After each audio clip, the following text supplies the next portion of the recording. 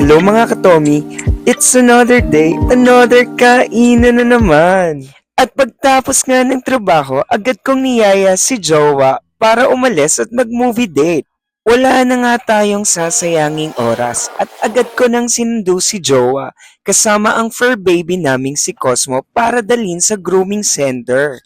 Nang matapos kami, dali-dali kaming umalis para magpunta sa SM Mega Mall para sa 5:30 PM screening ng The Nun. At dahil food is life tayo, bumili muna kami ng makakain sa loob habang nanonood. Ano kung flavor siya? Ano ba? Meron po.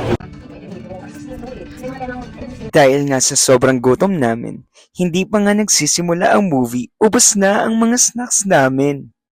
So what can you say about the movie? And we'd say 9/10 ang movie dahil maganda ang storyline at nakakagulat naman talaga. Siyempre, hindi din pwede matapos ang gabi na hindi tayo nagdi-dinner.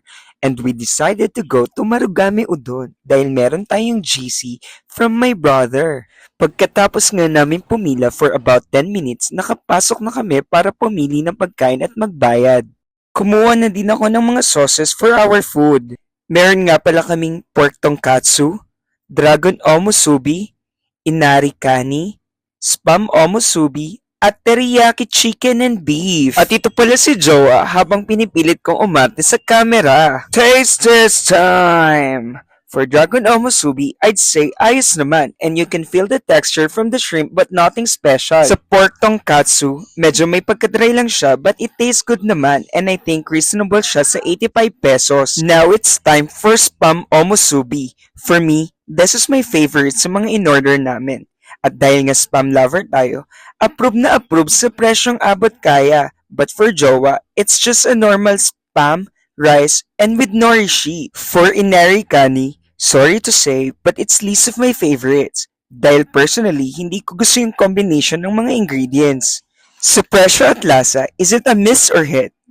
You should try it yourself.